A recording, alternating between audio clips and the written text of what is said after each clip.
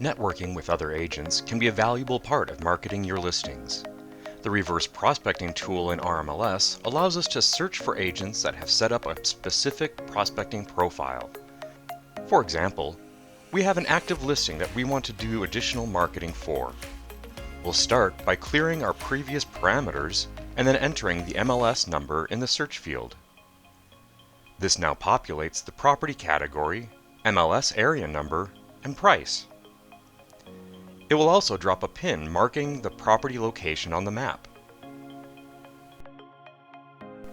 The number of bedrooms, baths, and approximate square feet are filled in as well. The search results list the agent's name and contact information. We also see the profile name. Using something other than the client's name is recommended.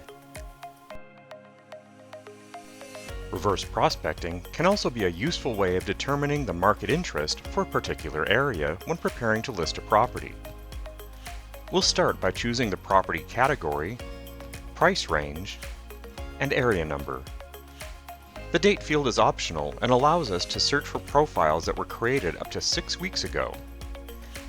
Next, we'll enter the address of our potential listing to locate the property on the map. We'll also choose the property type of detached.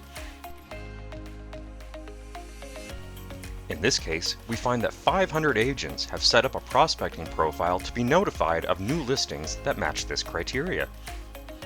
For more help with reverse prospecting searches, please contact the help desk or training departments, because our MLS is your MLS.